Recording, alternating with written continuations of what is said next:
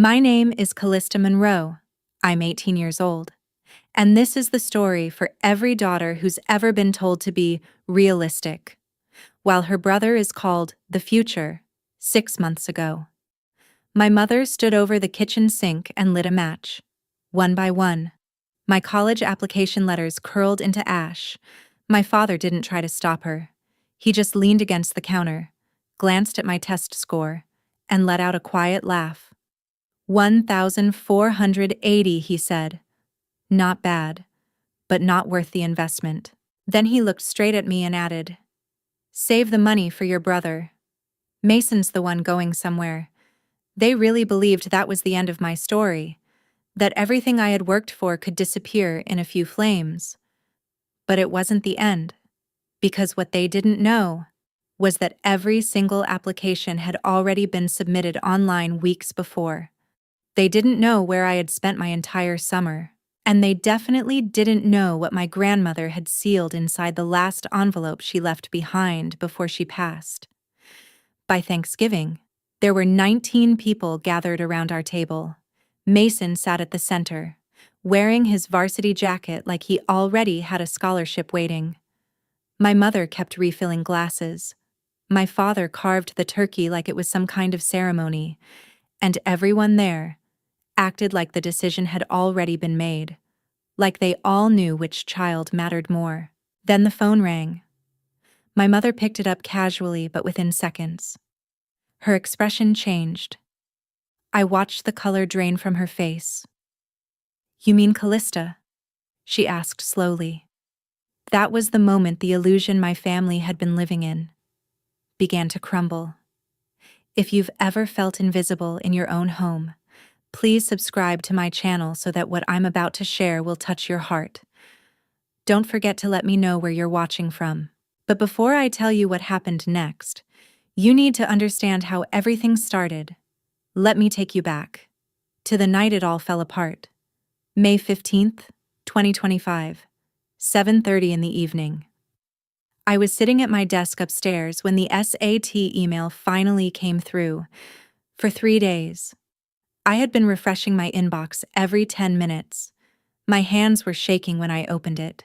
690 in math, 790 in verbal. I just stared at the numbers. My heart was pounding so hard I could feel it in my throat. It wasn't perfect. I knew people who had scored higher. But it was good. More than good. Good enough for the schools I had been dreaming about since freshman year. Harvard, Stanford, Princeton, Columbia. I printed the report. The paper was still warm when I held it, the edges curling slightly. The smell of fresh ink filling the air. It smelled like a future I had built for myself. Dad was in the living room watching football highlights. Mason sat next to him, half focused on the TV, half scrolling through his phone. I stood in the doorway, holding the paper in both hands. The light from the screen flickered across their faces. "I got my SAT score," I said. Dad didn't even turn fully around. How bad? The question didn't shock me. It probably should have, but it didn't. That's what happens when you grow up in a house where daughters are an afterthought. 1,480, I said. He let out a short laugh and turned back to the TV. "Not bad," he said, "but not exactly worth celebrating." Mason glanced up for a second, then looked back down at his phone. For just a moment. Our eyes met. There was something there. Maybe guilt, maybe discomfort. But he didn't say anything. Dad kept talking. Mason scored 1,050 and he's still getting looks from recruiters. You think colleges care about test scores anymore? They want athletes, leaders, kids who actually matter. The paper in my hands suddenly felt heavy. Every late night, every practice test, every weekend I chose studying over everything else. It all felt like it meant nothing. I was thinking, I could start applying, I said quietly, applying where he replied, not even looking at me. "We've already talked about this. College is expensive. We're putting everything into Mason's future. He has a real shot." I can get scholarships, I said. There's need-based aid, Callista. My mother's voice cut through the room. I hadn't even heard her walk up behind me. She stood in the doorway, arms crossed, her expression already decided. We've made our decision, she said. The money we saved is for your brother. He needs training camps, highlight reels, campus visits. You're smart, she added. You'll figure something out without wasting money we don't have. I'm not asking you to waste anything, I said. I just need you to let me try. No. My father's voice was flat, final. We're not filling out forms. We're not spending time on applications to schools you won't get into anyway. Then he finally turned and looked at me. Mason is the future in this family, he said. You're practical. You'll be fine. Practical. That word again. I had heard it my entire life. Practical girls don't dream too big. Practical girls don't ask for more. Practical girls step aside. That was it. The conversation ended like it always did. My dad raised the volume on the TV. My mom walked back into the kitchen. Mason never even looked up. I went upstairs, placed the score report inside my desk drawer, and closed it quietly. My hands were still shaking, but not from excitement anymore, from something colder. Then I opened my laptop. I had been working on my applications for 2 months, 8 schools. Every section of the Common App completed, every essay rewritten until it felt right. I wrote about the telescope I built in 10th grade using babysitting money, about the summer I taught myself Python and created a program to track local weather patterns, about how I always looked up at the sky and wondered what it would take to reach it. 2 days earlier, May 13th at 9:47 p.m., I had already clicked submit. Every single application. I opened my email and scrolled through the confirmations. MIT had received my application. Caltech confirmed submission. Stanford acknowledged receipt. They could burn every paper in that house. It wouldn't change anything. I closed my laptop and lay back on my bed, staring at the ceiling. Above me was a poster of the Andromeda Galaxy. My grandmother had bought it for me years ago at a museum gift shop.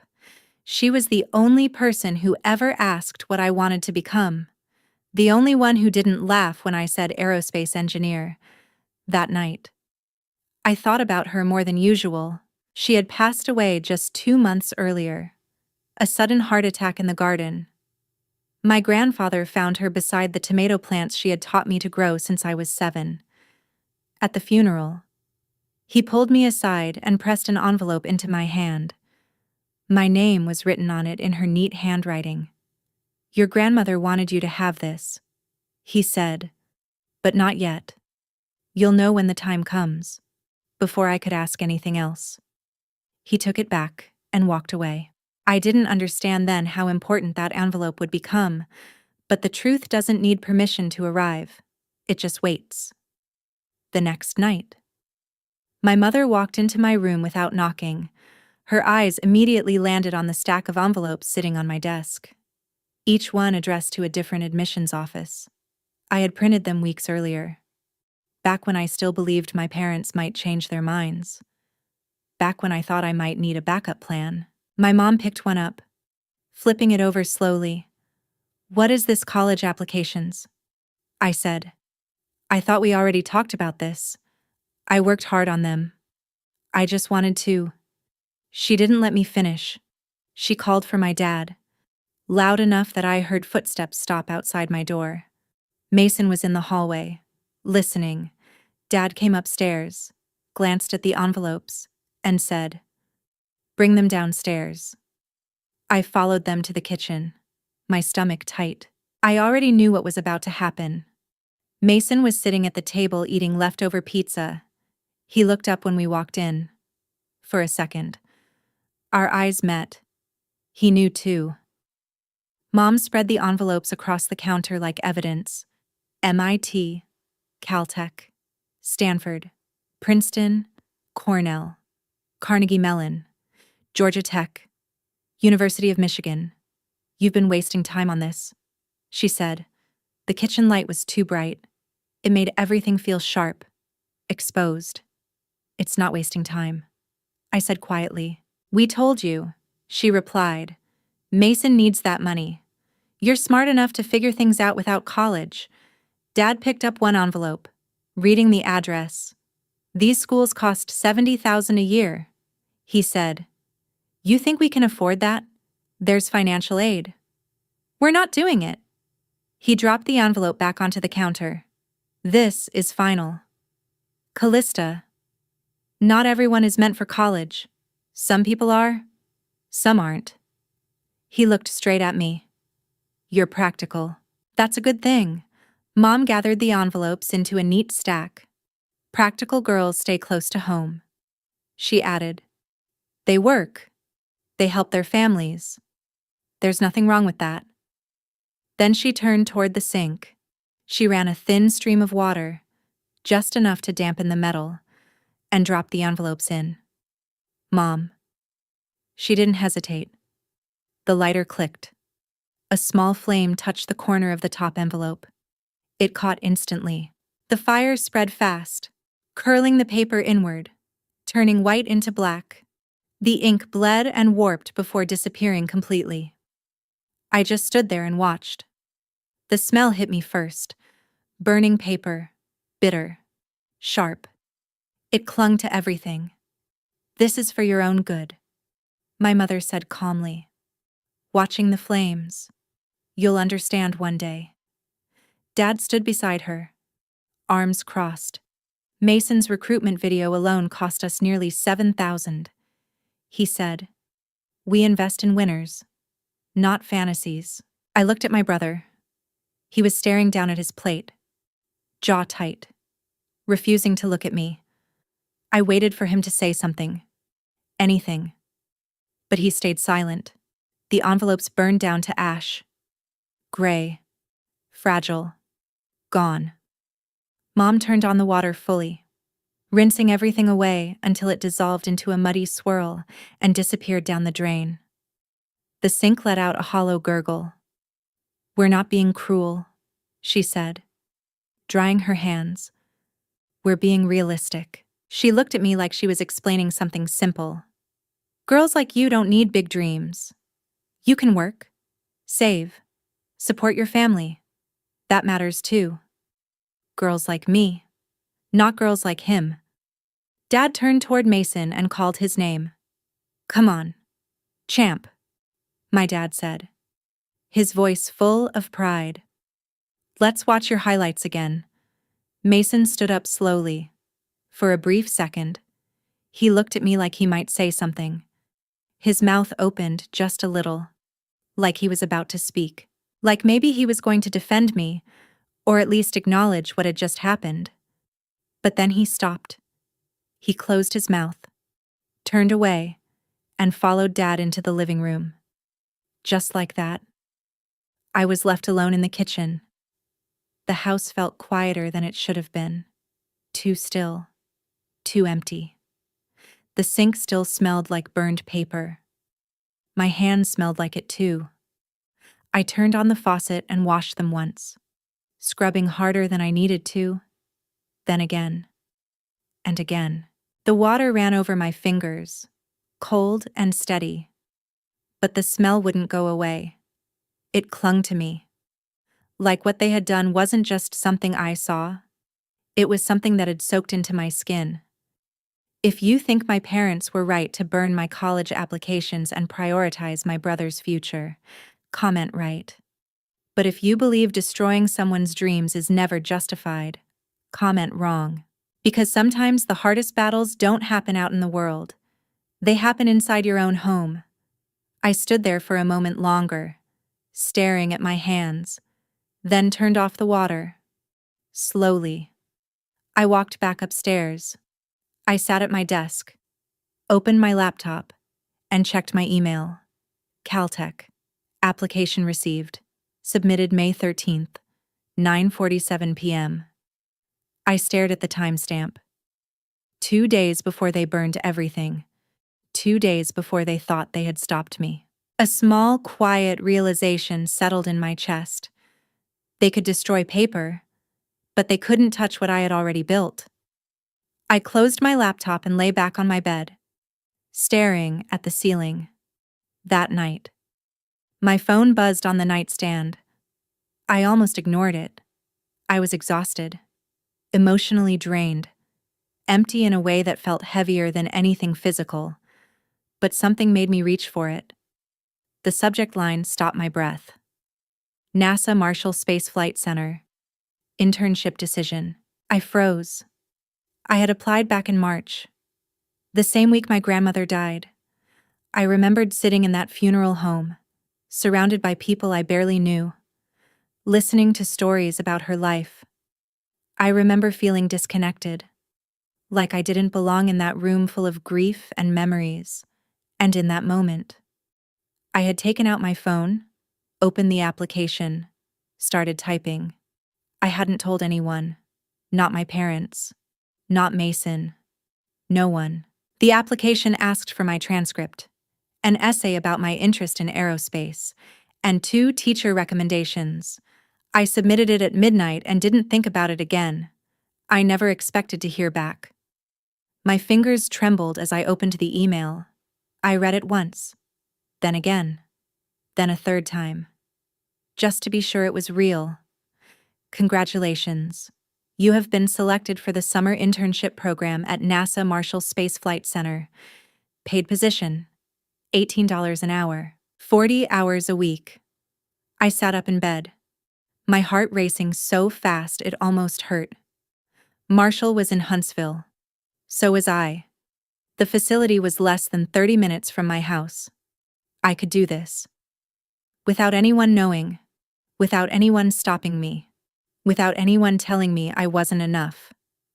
I hit reply, typed one word, yes. Sent it at 11:43 p.m.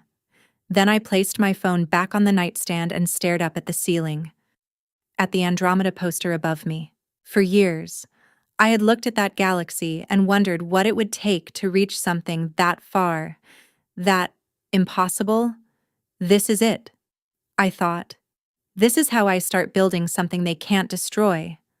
June 2nd, 6:30 in the morning. The sky was pale gray, caught somewhere between night and sunrise. I borrowed Mrs. Patterson's car. She was 78 and hadn't driven in years. I'd been mowing her lawn since I was 14, helping her with groceries, fixing little things around her house. When I asked if I could use her old Honda for the summer, she didn't even hesitate. She handed me the keys and smiled. "Just don't crash it," she said, "and eat something before you go." I nodded, clutching the keys like they were something fragile and important. I drove through quiet streets, the town still half asleep, a granola bar in one hand, my phone guiding me with GPS in the other. Everything felt surreal, like I was stepping into a life that didn't belong to me, or maybe one that finally did. When I reached the security gate, my hands started shaking again. I rolled down the window and handed over my ID. The guard checked a list, glanced at me, then nodded. "Go ahead." Just like that. I drove through. I parked in the lot, stepped out, and looked up at the building in front of me. It didn't feel real. I walked inside, my footsteps echoing slightly on the floor, at the front desk. They took my photo, handed me a badge, MS-2 25-INT-138. I held it in my hand for a second longer than necessary, because for the first time in my life, I wasn't the backup plan. I wasn't the practical one. I wasn't the daughter they overlooked. I was exactly where I was supposed to be. They took my photo at the front desk. I remember the camera flashing for a second. Too bright, too sudden. When they showed me the picture on the screen, I looked nervous. My shoulders were tense, my smile unsure, like I didn't fully believe I belonged there, but I didn't care. That photo wasn't for confidence. It was proof. They handed me a lab coat, a hard hat, and a thick folder filled with orientation materials. My name was printed on a temporary badge, and I was told to report directly to Dr. Adrian Whitaker. He was already waiting when I arrived at his office. 52 years old. More than 20 years at NASA. He had graying hair at the temples, thin wire-frame glasses, and a coffee mug that read, "Failure isn't the end. It's data." He didn't smile. He looked at my badge first, then at me. "You're the youngest intern we've had in years," he said. There was no warmth in his tone, no encouragement. "Don't waste it." That was it. No welcome speech. No reassurance. Just a warning. And somehow, I understood exactly what he meant. That first day, he walked me through the propulsion testing facilities. They were massive, concrete structures rising several stories high, covered in sensors, reinforced panels, and scorch marks from previous tests. The air smelled faintly of fuel and metal, like something powerful had happened there, and could happen again at any moment. These weren't classrooms. These were places where real engines were built, tested, pushed to their limits, where mistakes mattered, where precision mattered more. That afternoon, they ran a test. I stood behind a safety barrier, hard hat on, goggles slightly fogging from my breath, when the engine ignited. The ground shook, not gently, violently. The sound wasn't just loud, it was overwhelming, like thunder compressed into a single, endless roar. It filled the air, the space, my chest. I felt it in my bones, every vibration, every pulse of energy. For a moment, everything else disappeared. Standing there, I had one clear thought. This is where I belong. Dr. Whitaker stood beside me, watching the test data scroll across a screen. He had to raise his voice over the noise. "Most people talk about going to space," he said. Then he glanced at me. "We build the machines that take them there." That sentence stayed with me. I worked 40 hours a week, Monday through Friday. Early mornings, long afternoons. I analyzed data sets, ran simulations, sat through design reviews where engineers twice my age argued over details most people would never notice. Nozzle angles, pressure thresholds, fuel efficiency curves. I learned CAD software faster than I thought possible.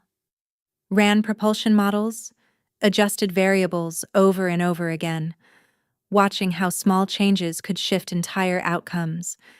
Every day, I learned something new. Every day, I proved to myself that I could keep up, that I belonged in those rooms. Every evening, I drove Mrs. Patterson's car back home, parked it quietly in her driveway, walked into my house like nothing had happened. No one asked where I had been. The first week. My dad asked once, "Where were you, library?" I said. He nodded. "Good. Stay out of trouble." That was the end of the conversation. He didn't ask again. Mason had left for a quarterback camp in Florida right after school ended. 2 weeks, thousands of dollars. When he came back, my parents threw him a welcome dinner. Lasagna, garlic bread, everything he liked. Dad asked him question after question about drills, coaches, opportunities. Mom watched him like he had already made it, like his future was already decided. I sat at the table, eating quietly, listening, the way Mason talked. You would think recruiters were already calling, but I noticed the small things, the way he avoided eye contact with Dad, the slight tension in his voice, the pauses. He was exaggerating, maybe even lying to keep their expectations alive. No one asked about my summer. Not once. Not where I had been. Not what I had done. By my 4th week at NASA, Dr. Whitaker handed me a project: microthruster efficiency improvement. He placed a stack of research papers in front of me. Some were decades old. Some were recent. "See what you can do," he said. That was all. I spent weeks running simulations, adjusting variables, testing configurations, 47 different runs, each one refining something small: nozzle angles by fractions of a degree, fuel mixture ratios, control system responses. Small changes, but meaningful ones. By the 8th week, I had results: a 12% efficiency improvement over the current design. It wasn't revolutionary. It wasn't going to change everything overnight. But it was real.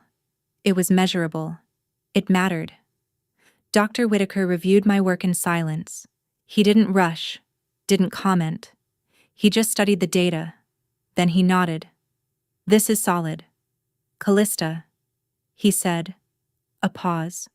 "This is publishable." He looked at me differently after that. Not like a kid. Not like an intern. Most graduate students don't produce results like this. I nodded, trying to stay calm, trying not to let it show how much that meant. I didn't tell him I was still in high school. I didn't tell him about my parents, about the kitchen sink, the fire, the words. I didn't tell him that the people who were supposed to believe in me didn't. Because here, none of that mattered. Here, the only thing that mattered was what I could build. I didn't tell Dr. Whitaker anything except what the data showed. That was enough. On August 10th, I was sitting in the NASA cafeteria during lunch, halfway through a sandwich, when I opened my Caltech portal. I wasn't expecting anything major, just another routine check. Then the notification appeared. "Your application is under final review. Early decision results will be released December 15th. For a moment, I just stared at the screen. Final review. That meant I was close. Closer than anyone in my house would ever imagine. I took a screenshot immediately and hid it in a folder on my phone labeled Recipes. No one in my family had ever opened that folder. No one ever would. That was the point. August 15th was my last day at NASA. Before I left, Dr. Whitaker called me into his office. He sat behind his desk, hands folded, studying me in a way that felt different from before. "We have a program called Pathways," he said. "It's for students we want to keep long-term, internships during the school year, and possibly a full-time position after graduation." He paused. "Are you interested?" "Yes," I said immediately. There was no hesitation. "I'll recommend you," he continued. "You should hear back by November." He stood, shook my hand, and said something I didn't expect. "You've done exceptional work here. Don't let anyone convince you you're not capable for a second." I almost told him everything, about the kitchen, the fire, the words, but I didn't. I just thanked him and left. That night at dinner, my dad barely looked at me. "Mason starts varsity next week," he said. "Big year ahead." My mom nodded, then turned to me. "Callista, you should get a job. Help out with bills, retail or something." I set my fork down. "I've already been working." "Where?" She asked the question, but she didn't wait for the answer. Didn't even look at me long enough to care. She just nodded and went back to talking about Mason's schedule. That was how it always worked. That night, I checked my bank account. $7,200, 10 weeks, 40 hours a week.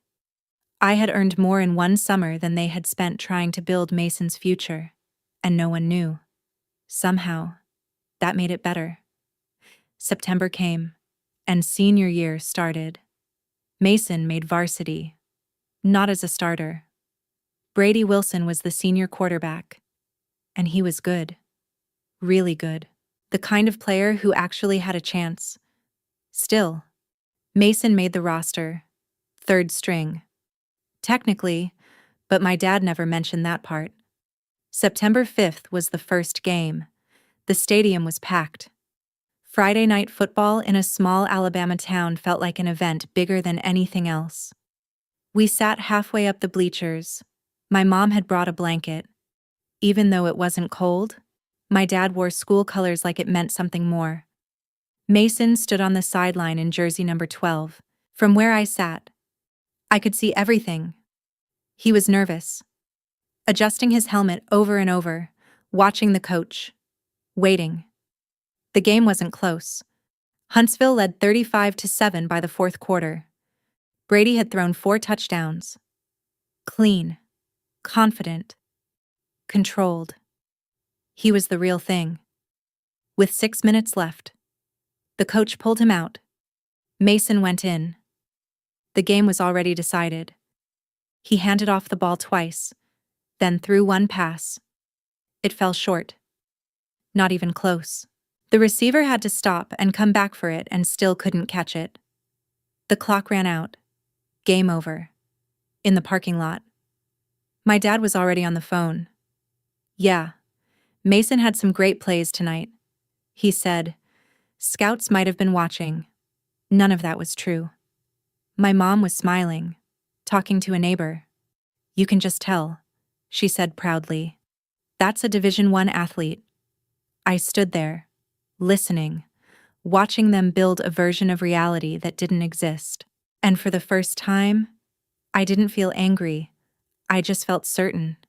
Because while they were chasing something imaginary, I had already built something real. Mason didn't say a word. He got into the car and stared out the window. Jaw tight. I could tell what he was thinking. He knew none of it was real. He knew he had only been put in because the game was already decided, because it didn't matter. But he didn't correct them. Back home. My dad called my grandfather. I was in the kitchen getting water when I heard him. Yeah, Dad. Mason had a great game tonight. Really stepped up. That wasn't true. He might even start next week. He added, also not true. I stood there, glass in hand, listening to him build a version of reality that didn't exist. Then his phone rang again. He answered quickly. Yes. This is Mr. Monroe. A pause. About Mason. Another pause. I could hear a faint voice, but not the words. Uh-huh. Highlight film? How much? His expression shifted. Excited now? That's expensive. But I see. Every kid needs one. Right. Okay. Send me the details. He hung up just as my mom walked in. Who was that recruiting service? He said. They make highlight videos for colleges. 3,200. I almost laughed. It wasn't a scout. Not a coach. Just a sales call. A company selling overpriced dreams to parents who wanted to believe. We should do it, my mom said immediately. We already invested in camp. This is his future. My dad hesitated, then sighed. Fine. I'll call them tomorrow. That's when I understood. There had never been any scouts. Just hope, dressed up as fact. And my parents were willing to pay thousands to keep believing it. Mason was in the living room when I walked past. He looked at me. I looked back.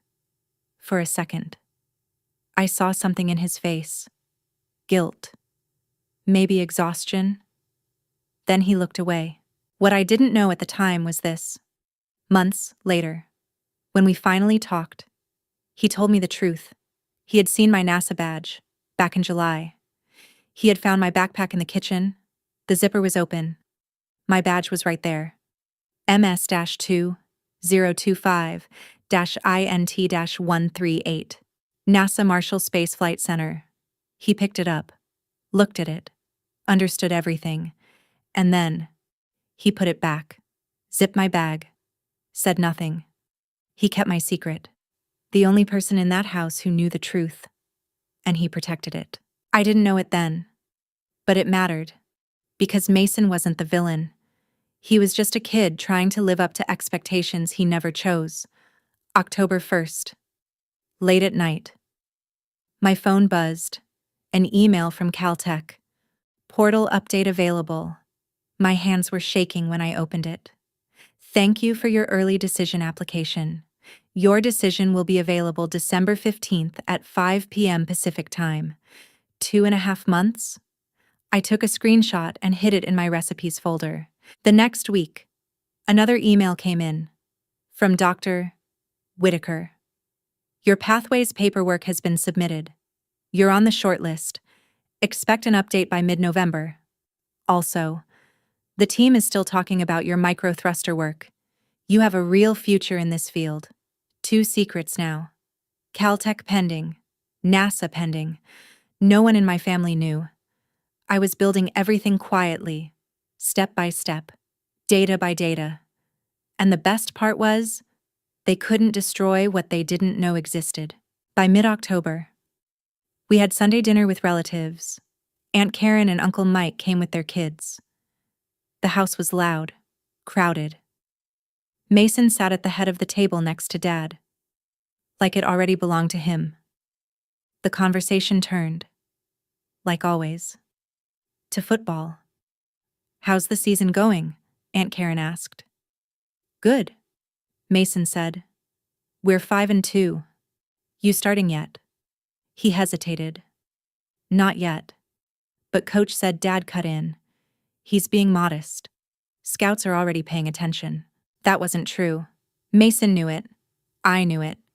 But no one else did. Which schools? Uncle Mike asked. Dad smiled. Can't say yet. But we're very optimistic. Glasses were raised. To Mason. Everyone drank. Then the attention shifted. What about you? Callista Aunt Karen asked. Any college plans? My mom answered before I could. Callista's taking a gap year, she said lightly. Not everyone is meant for college right away. The words landed hard. I didn't argue. I just focused on my plate, cutting my food into smaller pieces. My cousin leaned toward me. But you're really smart, she whispered. Didn't you score like a 1,480? I nodded. Then why not apply? Before I could answer, my dad spoke again. Tests don't mean much anymore. He said, the real world is about performance. Some people are book smart, some are built for life. I didn't need him to explain which one I was. He raised his glass again. To Mason, built for greatness. Everyone drank. I didn't. I just sat there, thinking about the Caltech portal, about NASA, about the money in my account. After dinner, I carried dishes into the kitchen. Mason was already there. I'm sorry, he said quietly. For what? He glanced toward the dining room. You know. I studied his face. He looked exhausted. You okay? I asked. I'm fine. He wasn't. But I didn't push. He picked up a towel and started drying plates. You're going to do something big, he said. I don't know what, but you will. Then he walked out. I stood there, listening to the water run. He didn't know everything, but he knew enough. He knew something about all of this was wrong. I just didn't know how to fix it yet. November 10th. I was sitting in AP Calculus when my phone buzzed in my bag. I wasn't supposed to check it, but something made me look. An email notification. From NASA. I waited until the bell rang, then walked straight to the bathroom. I locked myself in a stall, sat down, and opened the email with shaking hands. NASA Marshall Space Flight Center. Pathways Program. I read every word twice. Congratulations. You have been selected to continue in our Pathways Student Internship Program. Spring semester schedule available. $20 per hour. For a second, I just stared at the screen. Then I typed back. Available. Thank you. I accept. I hit send immediately. Sitting there in a school bathroom. Backpack at my feet. Fluorescent lights buzzing overhead. I realized something simple. NASA wanted me back. I stayed there for a few minutes, just breathing. $20 an hour. Spring semester. A real path forward. It wasn't just a summer anymore. It was something bigger. 5 days later, another email came in. Caltech. Not the decision yet. Just a notice. December 15th, 5 p.m. Pacific. I added it to my calendar. Set reminders. Counted the days. I didn't tell anyone. I kept building everything quietly. November 20th came. I was in my room. Door locked. Curtains closed.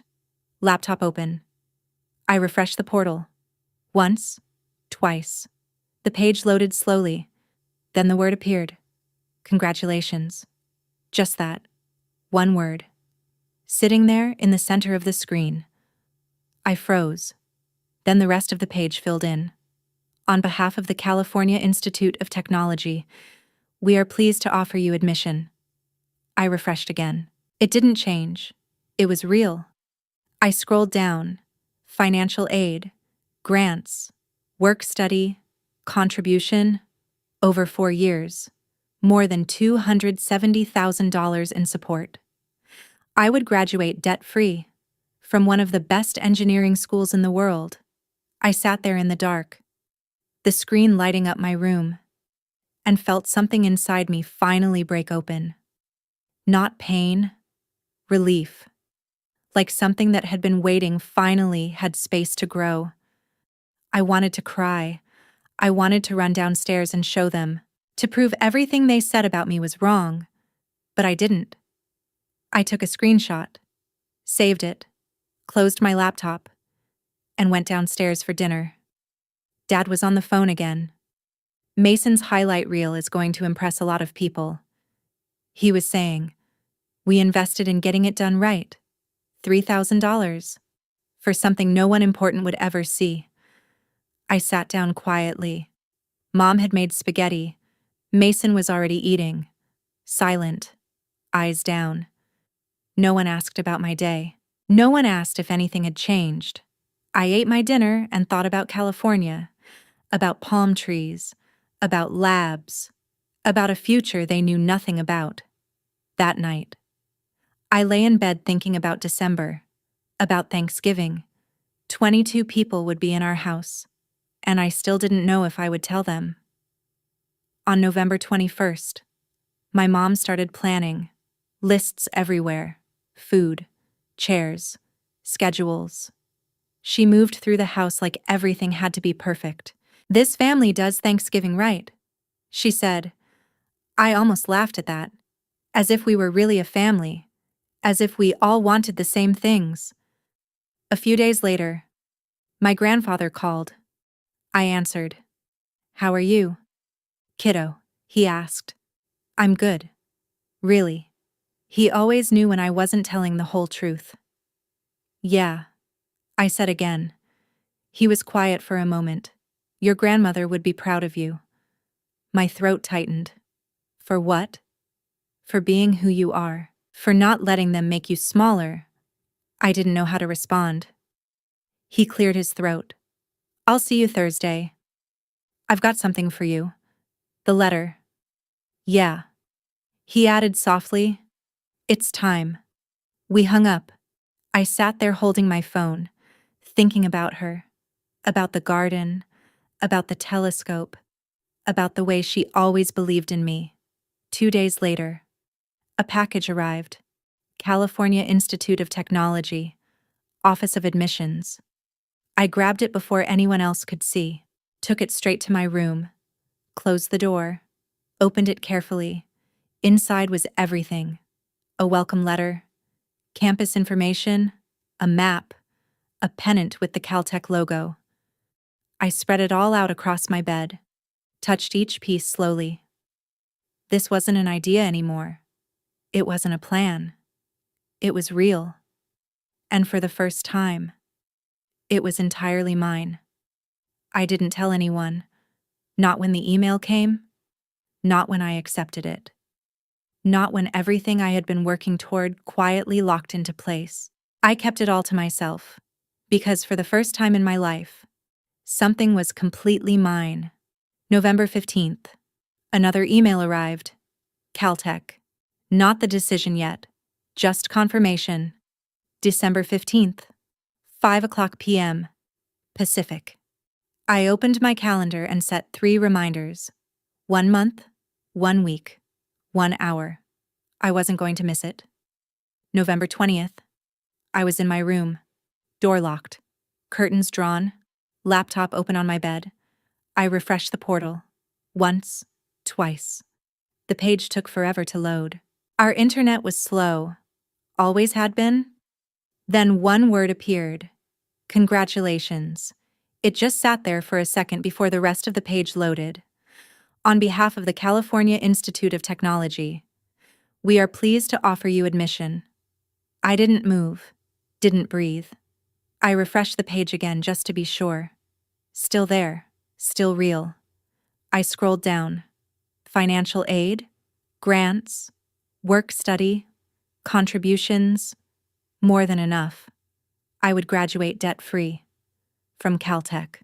I sat there in the dark, the glow of the screen filling the room, and felt something inside me finally shift.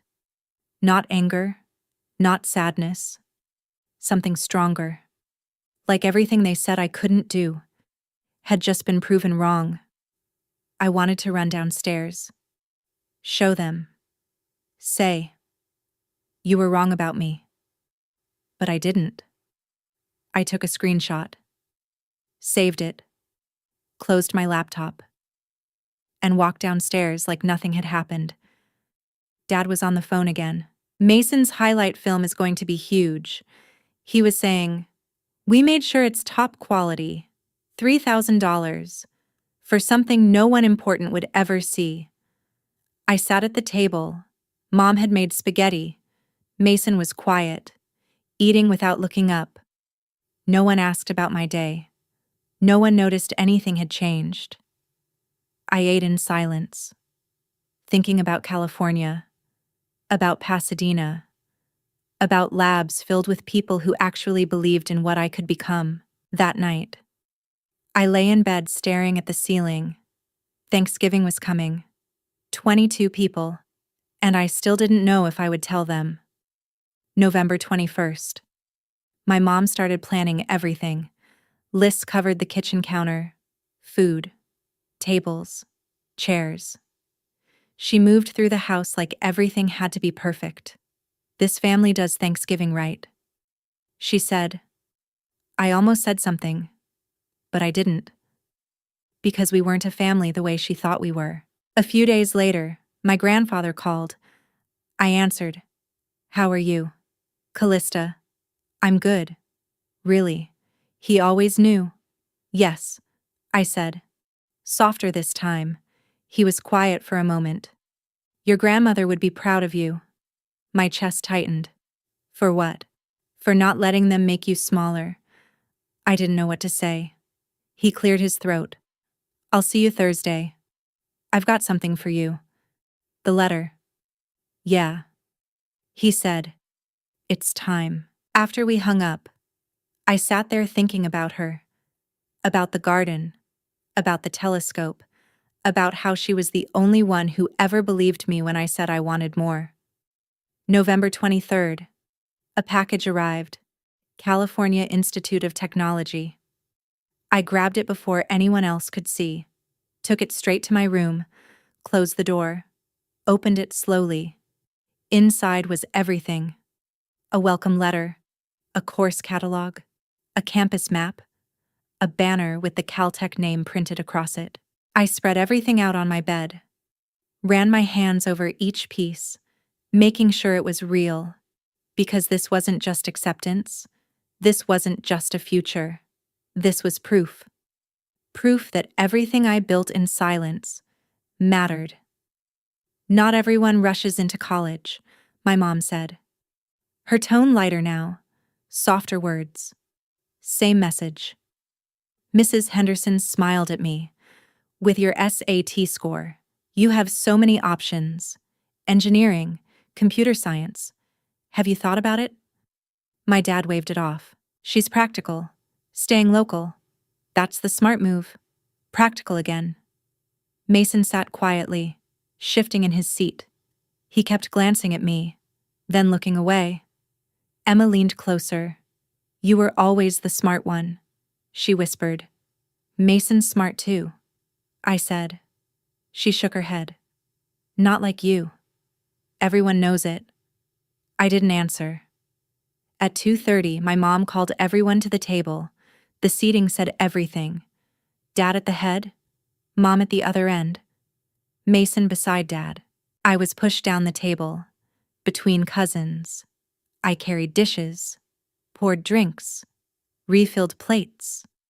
At 3:15, everything was ready. The table looked perfect.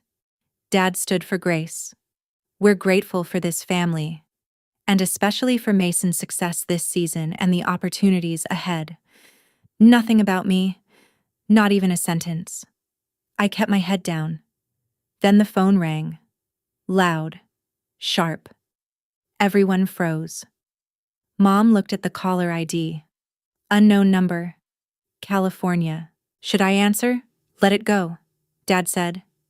It rang again. Grandpa spoke up. Could be important. She picked it up. Hello. A pause. Her expression changed. Who is this? Another pause. The room went silent. Caltech. Every head turned. She looked straight at me. You're asking for Callista. 22 people staring. She covered the phone. Did you apply to Caltech? I stood up. Give it to me. Her hand shook as she passed it. This is Callista Monroe. The voice on the other end was calm. Hello? Callista. This is Dr. Elaine Park from Caltech Financial Aid. We've been trying to reach you. Yes. I received the package. Wonderful.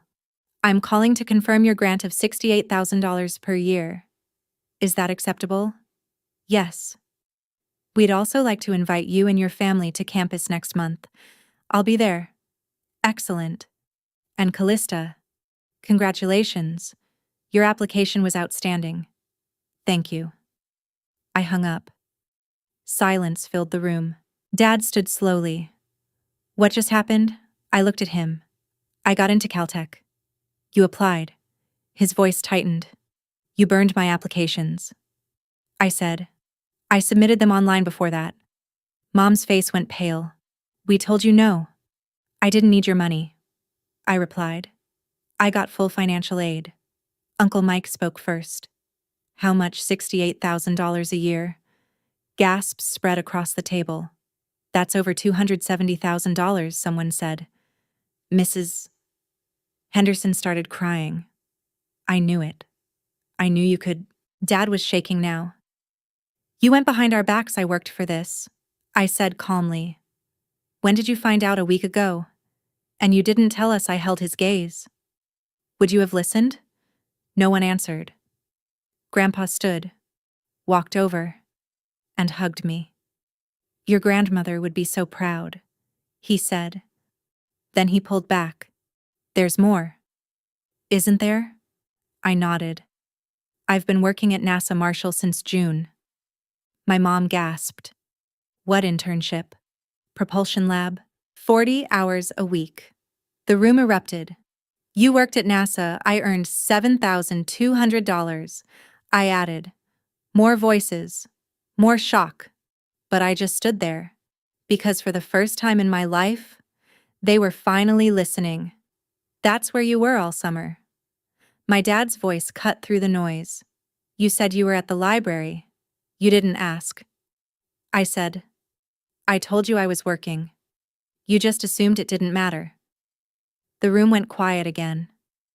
Aunt Karen spoke softly. Callista, NASA, here in Huntsville. 22 minutes from this house. I said. Building 4550. Propulsion Systems Lab. Dr. Adrian Whitaker was my supervisor. I looked around the table. I drove there every morning. Came home every night. Parked at Mrs. Patterson's so you wouldn't see the car. No one spoke. Because no one asked where I'd been. Mrs. Henderson covered her mouth. That's incredibly competitive. NASA internships get hundreds of applicants. I know. And you got one at 17, yes. Uncle Mike leaned forward. That's not just impressive. That's career level. Pathways leads to full-time positions. They invited me back. I said, spring semester, $20 an hour. Grandpa was still beside me. His hand rested on my shoulder. Tell them about your project. I turned to him. How do you know about that? He smiled. I made a call last week. My chest tightened. You talked to Dr. Whitaker, I did. He said calmly. He told me everything. The room leaned in without realizing it. He said you're one of the most talented students he's worked with. Said your microthruster research was publishable. My throat burned. He told me you ran 47 simulations, improved efficiency by 12%. No one moved. He said you have a future in aerospace, if you choose it. I blinked hard, forcing the tears back. My dad finally spoke again. You did all of this without us. I looked straight at him. I did it despite you. My mom started crying, not quietly. Tears ran down her face, smudging her makeup. Mason suddenly stood up. His chair scraped loudly against the floor. Everyone turned. I'm sorry, he said. His voice shook. Sit down. Dad snapped. This isn't about you. Yes, it is. Mason's voice got stronger. It's about all of us. About what we did to her. Dad stood too. Mason, don't you spend $10,000 on me. Mason cut in. The room froze. Camps, recruiting videos, training, that academy. He swallowed hard. I'm a backup quarterback. Silence. I've played 12 snaps all season. He continued. 12. All when the game was already over. His voice cracked. No scouts. No offers. Not even small schools. Dad looked like he couldn't breathe. I'm not Division I, Mason said. I'm not even close. Then he turned to me. She did all of this on her own. Every word landed harder than the last. I didn't earn what you gave me, he added. She earned everything you took away. No one had anything to say, because for the first time, the truth was louder than all of them. My breath caught as Grandpa kept reading. She has Eleanor in her, he said, voice shaking, quiet, brilliant, built to last. The room was completely still. I watched her for 17 years. I saw what you all missed. She doesn't need to be loud to be extraordinary. She doesn't need permission to be brilliant. My chest tightened. The money is hers when she earns it. And she will. Don't let them waste her. Grandpa's voice broke. Tell her I'm proud. Tell her she carries my name for a reason. Tell her the stars were always meant for her. Silence. No one moved. Then the tears started. Aunt Karen, Mrs. Henderson, Emma. Even Uncle Mike wiped his eyes. Grandpa folded the letter carefully and handed it to me. My hands trembled as I took it. I read the words again. Callista is the one. For the first time. I truly understood. I wasn't just named after her. She had believed in me, before I even knew how to believe in myself. The tears came then. Not from pain. From relief. Grandpa pulled me into a tight hug. She always knew. He whispered. From the day you were born. I buried my face in his shoulder and cried. One by one, people came over, hugging me, telling me they were proud. Even Uncle Rick, who had barely spoken all day. I'm sorry, he said quietly. I should have paid more attention. I nodded, unable to speak. My parents didn't move. They stayed at the table, my mom crying, my dad staring down. Mason was still in the other room. The attorney's voice came through one last time. I'll send the paperwork tomorrow. Congratulations. Callista, your grandmother would be proud. The call ended. I stood there, surrounded by people, but not the two who should have been closest. Grandpa spoke gently. You can stay with me. The spare room is yours. I don't want to cause problems. I said, You're not the problem. He replied, You never were.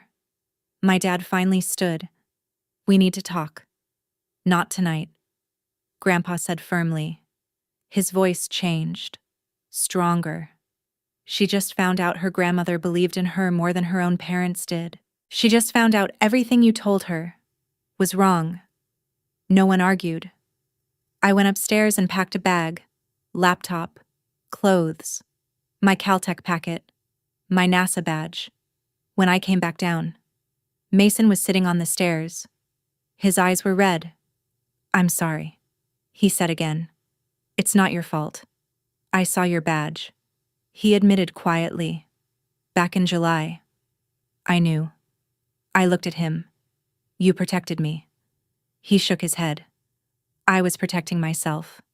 I sat beside him. You are special. I said, just not the way they wanted. He nodded slowly. What you did? Building all that alone? That's the bravest thing I've ever seen. I hugged him. Then I stood up and walked to the door. I didn't look back. At Grandpa's house, everything felt calm, familiar. Pictures of Grandma everywhere, smiling, watching. I set my bag down and looked at them. She had always seen me, even when no one else did. I lay on the bed and closed my eyes. For the first time in months, I could finally breathe. The next week felt different. My parents called over and over. I didn't answer. I let every call go to voicemail. I didn't answer their calls. Just let the voicemails pile up. We need to talk. This is ridiculous.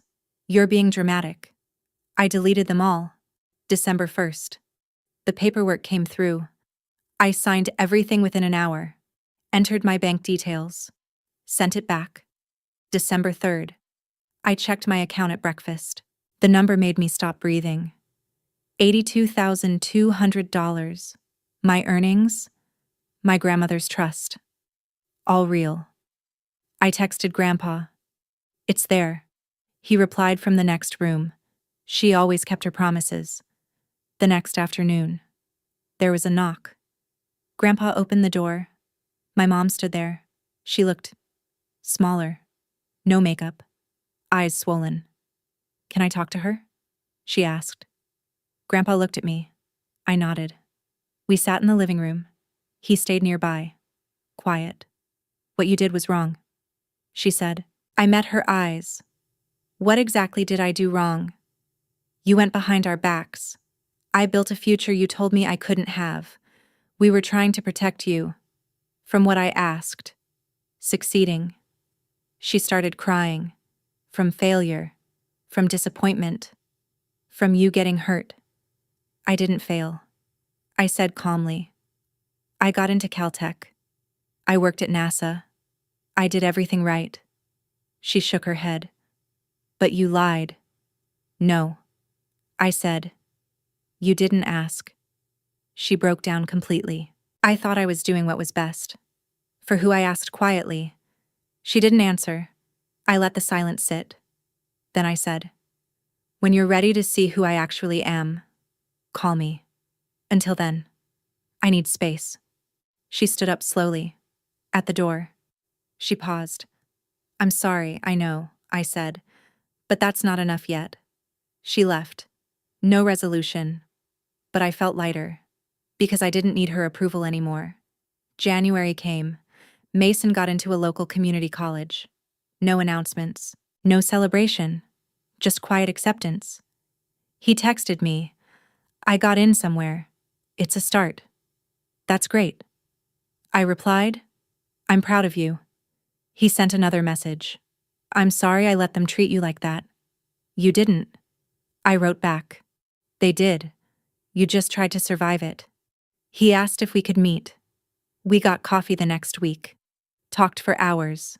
He admitted he always knew something was wrong, just didn't know how to stop it. I told him it wasn't his job. He said he might study business, figure things out for himself. That's the smartest thing you've said, I told him. He smiled a little. We hugged before leaving. A real one. For the first time in years. I think he'll be okay. He just needs distance from their expectations. February came quickly. I packed for Caltech, clothes, books, my telescope. Carefully wrapped. My parents offered to help. I've got it, I said. February 10th. My dad showed up. I opened the door. I want to apologize, he said. I stepped outside, closed the door behind me. We stood there, facing each other in silence. Okay. I was wrong. My dad said. His voice was unsteady. About you. About Mason. About what success means. I nodded. Yes. You were. He swallowed. Can you forgive me? I looked at him. Really looked. He seemed smaller, like something inside him had finally cracked. Maybe, I said, but not today. He didn't argue. What do you need? He asked. I need you to earn it, I said. The way I earned everything? He flinched. See me for who I actually am, not who you decided I should be. I held his gaze. The daughter who got into Caltech, who worked at NASA, who built a future you tried to destroy. I didn't mean, yes. You did, I said quietly. You meant it when you said it. You believed it. He went silent. You believed I wasn't worth investing in. I continued. You have to own that before anything changes. He had no response. If you want to be part of my future, I said, you have to earn that place. Then I stepped inside and closed the door. Grandpa was standing in the hallway. He nodded once. She'd be proud, he said, glancing at Grandma's photo. I smiled. I know. February 15th. Moving day. Grandpa and I packed everything into his truck and drove to the airport. Before I went through security, he hugged me. You're going to do great things. Thanks, Grandpa. He pulled back slightly. And Callista, your grandmother was right. You carry her strength. I hugged him again. Then I walked forward. Didn't look back. On the plane, I opened my laptop, read my acceptance letter one more time. Welcome to the class of 2030. 3 weeks later, I was in my dorm. Room 237. Sunlight poured through the window, lighting up the mountains in the distance. Everything felt open, possible. I thought about my grandmother, about her letter, about how she saw me before anyone else did. My parents had been texting, short messages. We're proud of you. We miss you. Can we visit? I replied politely, but briefly. Not yet. Maybe someday. That was up to them now. They had spent years building the wrong future, ignoring the right one. And when the truth came out, they had no choice but to watch everything collapse. But I didn't need them anymore. Not their approval, not their money, not even their understanding, because I had already built something they couldn't take away. My grandmother had known it all along. She gave me her name, her belief, her proof. I was never invisible. They just never looked. But I was done waiting, done shrinking, done being practical. My name is Callista Monroe. Quiet, brilliant, built to last. And the stars. They were just the beginning. If you've ever had to build your future in silence, if you've ever been overlooked in your own family, tell me, what are you building right now that no one else can see? Because you were never invisible. They just weren't looking. If you would choose to walk away, build your future quietly, and prove your worth through your actions just like I did. Comment yes. If you would have stayed and fought for their approval instead. Write no. And if you're still thinking about what you would do, write time. Sometimes the hardest choice isn't winning. It's choosing yourself. When I look back at everything that happened, I don't just see pain, I see clarity. I used to think love meant being chosen, being supported, being seen by the people who were supposed to care the most. But this journey taught me something deeper sometimes. The most important person who needs to believe in you is you. When they burned my applications, it felt like they were burning my future, but in reality, they only burned what they could see. You don't need permission to grow. You don't need approval to become who you're meant to be. And you are not defined by the expectations that others place on you, especially when those expectations are too small for your potential. Sometimes, the strongest thing you can do is step away, not out of anger, but out of self-respect. To choose yourself, to protect your dreams, to keep building, even when no one is watching. If this story stayed with you, I just want to say thank you. Truly. Thank you for listening, for feeling it with me, for being part of this moment. And right now, wherever you are, take a second to breathe. Maybe stand up, stretch a little, walk around, give yourself that small pause. You deserve it more than you think. And if you see yourself in this story, then you're already someone valuable in this community. Your voice matters here. Your story matters here. So don't be afraid to share it. Leave a comment. Tell me what you're building, what you're fighting for. I read them, and they mean more than you know. If this video gave you something hope, strength, or even just a moment of reflection, consider subscribing to the channel, liking the video, and sharing it with someone who might need to hear this today. Not just for me, but for all of us here, building something better together.